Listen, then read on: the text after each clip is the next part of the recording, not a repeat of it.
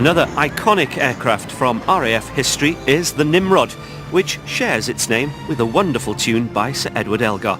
Here it is now in a song especially recorded for RAF 100 by Blake.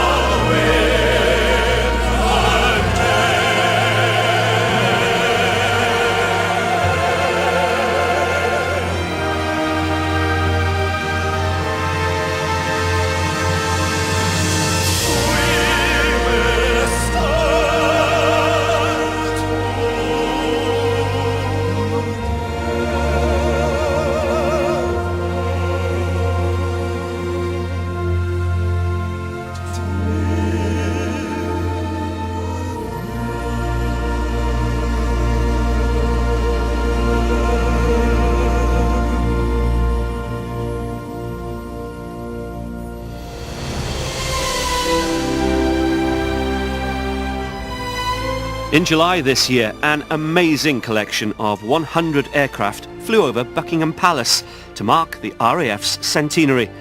At its heart was an aircraft that's been described as the greatest single factor in winning the war, the Lancaster bomber.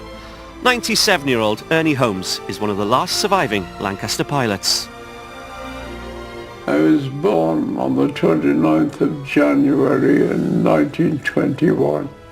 It was a place called Heaven on Tyne. I'm a Geordie.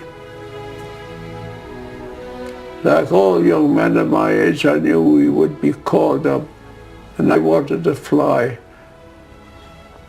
I was in the Lancaster bombers. I'd like to tell a story that really brought me back to being a true Christian. The story starts in 1944. By then, Ernie was an experienced pilot in the Pathfinder Force, and on the 22nd of May of that year, his Lancaster was one of the first aircraft to leave on a mission to Dortmund. we dropped our load and we had the target burning. And then we started our way back home, a different route. And it was on the way back. All we had was the roar of our engines. It was dark. Then suddenly, there was a vibration and a sound, and then there's a fire broke out in the starboard wing. I realized I'd lost control of the aircraft. Meantime, number 3 engine was tearing itself to bits and exploding, throwing bits around. I called out to my crew, bail out, bail out. But before this happened, there was an explosion. And I woke up. The cabin had gone. I was hanging over the nose of the aircraft, but still strapped to my seat. The control column was between my legs and the aircraft was going down, flames around me. Ernie miraculously managed to open his parachute just in time and came to in woodland.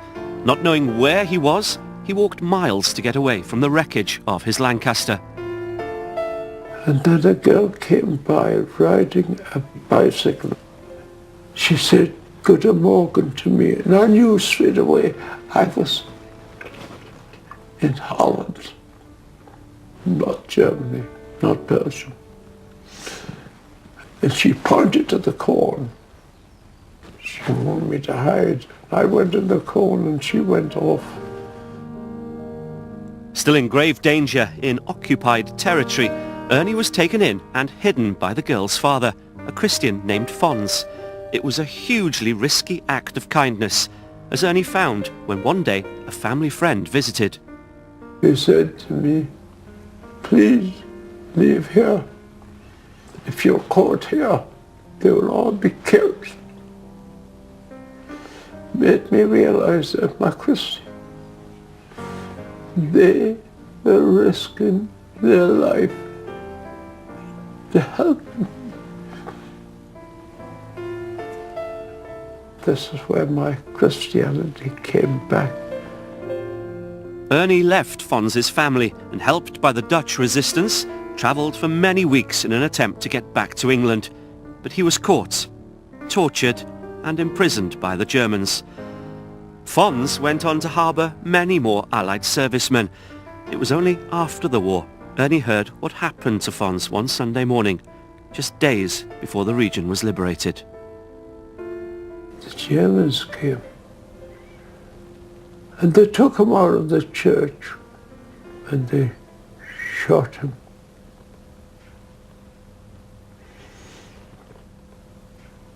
There was no greater love than he who will give himself for another.